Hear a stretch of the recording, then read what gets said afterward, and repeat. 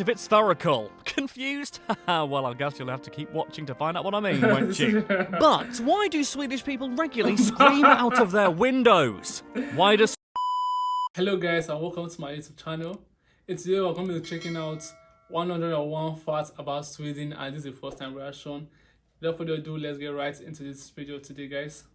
Actors, Jag are Sam, and today I'm here to talk to you all about the Scandinavian sensation, the Nordic nonpareil, the freezing phenomenon that is Sweden. Sweden has contributed so much good to the world, much of it spherical. Confused? Well, I guess you'll have to keep watching to find out what I mean, won't you? But why do Swedish people regularly scream out of their windows? Why does Sweden import rubbish from Norway? And is the Swedish chef the king or president of Sweden? I should really learn more about international politics. Anyway, 2 out of 3 of those questions are going to be answered, so get comfortable on your stocks and armchair, grab yourself some surströmming and salt licorice, and prepare to be Swedenated right up the jacksie with 101 facts about Sweden. Mycket bra.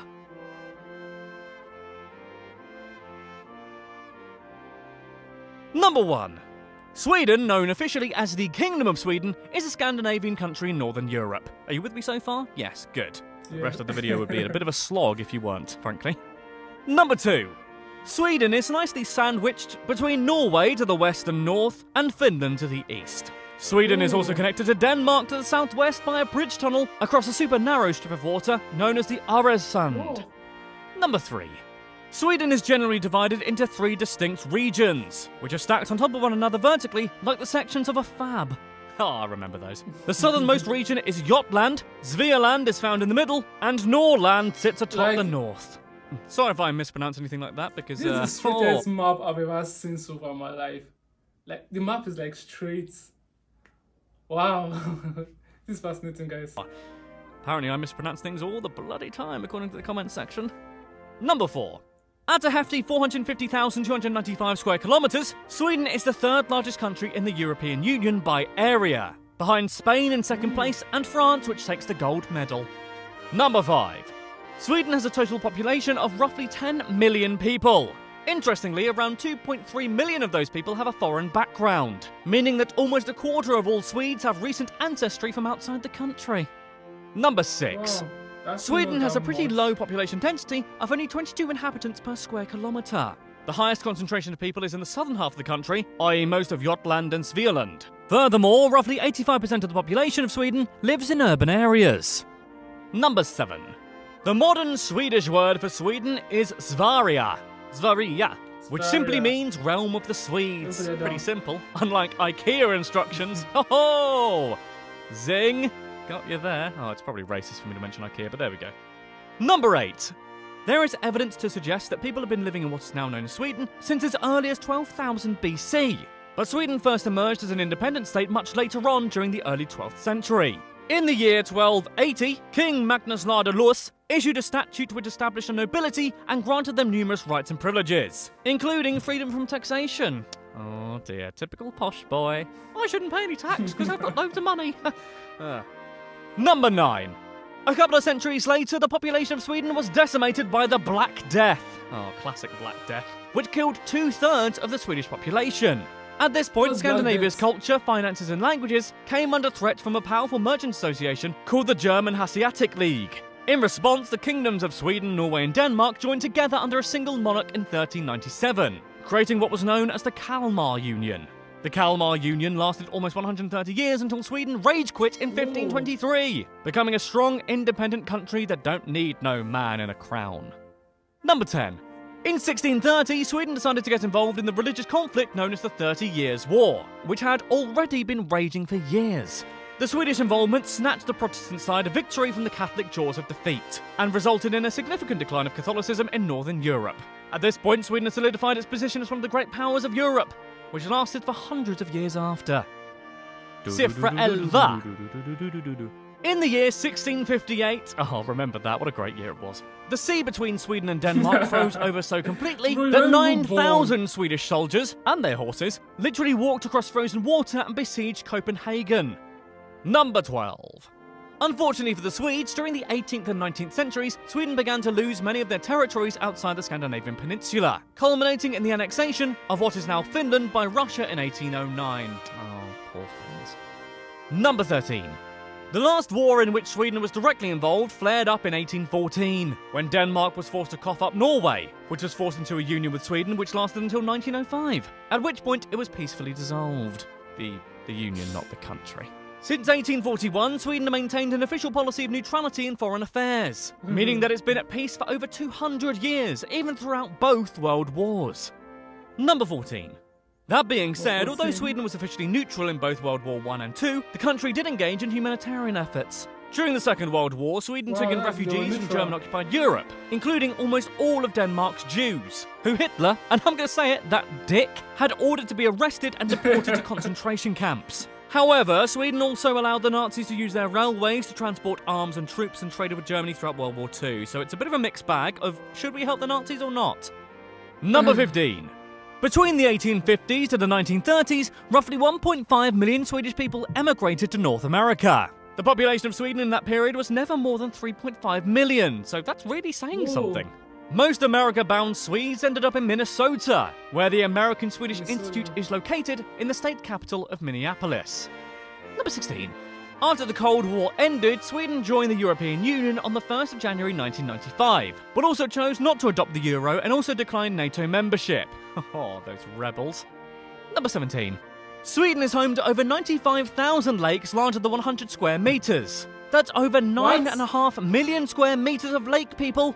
I'm trying to make this sound impressive, but I genuinely have no idea how much lake is a lot of lake. Number 18. That's a lot. The Åland Islands, an archipelago located at the entrance of the Gulf of Bothnia, are officially part of Finland, but are home to a Swedish-speaking minority who have their own government, flag, and culture. Number 19.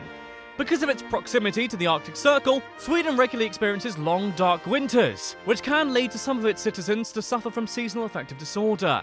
As such, some bus stops in Sweden have been fitted with phototherapy lights to combat the effect of barely seeing the sun for months on end. I like this guy's humor. I like his humor a lot.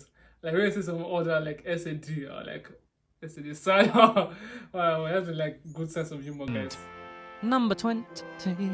Sweden's northernmost town is Kiruna and is located well within the Arctic Circle. The town is so far north, in fact, it does this really mental thing where the sun does not set at all certain times of the year, and subsequently doesn't rise at all for most of December.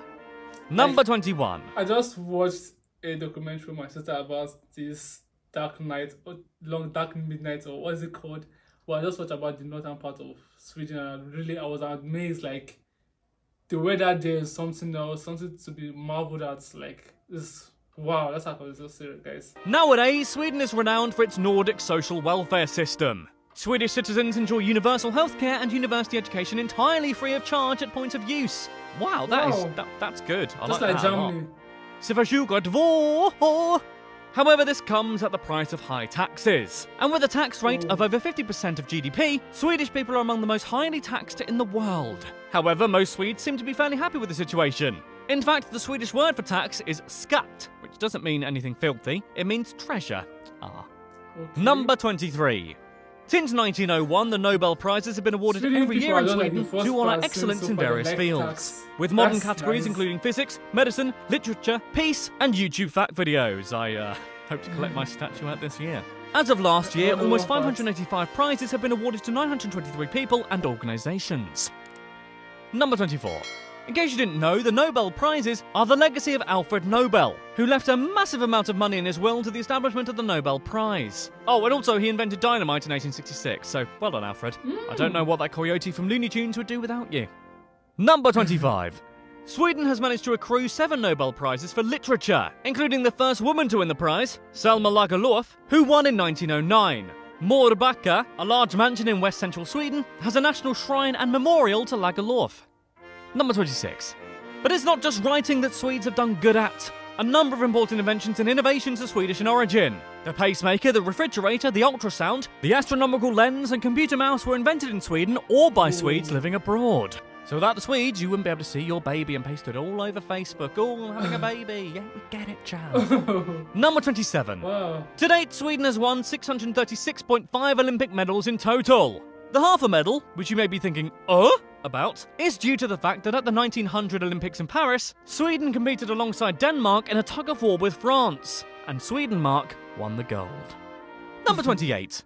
Of course, no discussion about Sweden would be complete without mentioning everyone's favourite international sensation, that is IKEA. Did you know that everyone's favourite purveyor of Scandi design also sells roughly 1,836,000 meatballs across the globe every single day? No? Well, you do now. Do with that information as you wish. Eat it up like a meatball.